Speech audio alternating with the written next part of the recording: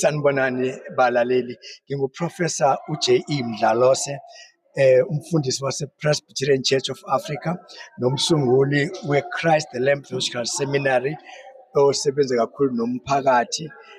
Njengoba ngilapho kulomkhuluko namhlanje umsakazi, ngisasho ukuthi ngiyabingelela. Njengoba kade bela namhlanje umsakazi nabalaleli bazokhuleka nokuthi sisize abakwasidlodlo, njengoba siyazi ukuthi bona njengoba kulesikhathi lesi nje bona bobe besemgaqweni bengekho ezinkonzweni abaningi abavunyelwa ukuthi bathatha namakhefu. So bekuthi namhlanje sizobavuselela, sibakhumbuze ukuthi noma bengezukuba khona kule inkonzo namhlanje, usuku lwabo lokuthi bavuseleleke nabo bethi beyosebenza bebe nomoya kaNkulunkulu, beyazi into besiyenza emabandleni. Isiyalo sabefundisi esibheke emphakathini ngalesikhathi siyazi ukuthi kusuke kubhizi kakhulu, ningathini kubantu enibaholayo?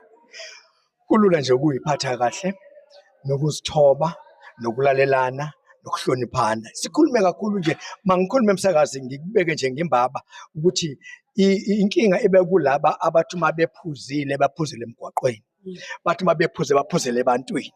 Besicela ukuthi baphuze kahle ngoba lapha enkonzweni akuliwa, akucatshanwa, siqhuba kahle. Mase sicela ukuthi lapho umphakathi ongaphandle uyiphathe kahle, athi noma umuntu uma edle kwameqa akhuzeke, futhi nabamkhuzayo bangamkhuzi ngesankahlo, umkhuleko wethu lowo. Nimkhuze kahle umuntu, alalele, kungaze kufike lapho kuba khona udweshi ukuthi abantu bashayene. Sicela bayiphathe kahle, nabashayeli bashayele kahle.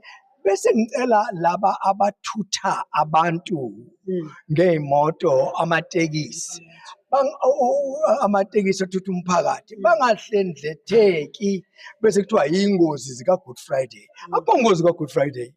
Ingozi kusekuziphatheni kwabantu nokuba nenhliziyo enyolukile, basho ngesiXhosa, efuna imali. Umuntu afuna ukushaya amalodi awu-10, asuke eGoli aye eNewcastle, asuke eNewcastle aye eDandi, asuke eDandi aye eNquthu, angalali. Siyacela ukuthi bayiphathe kahle ngoba bathola amakholwa ethu. Kuba buhlungu uma umfundisi uthi ulinda amakholwa kuthiwa ikhombisi iginqikile, ulinda ikhombisi ishayisa itruck.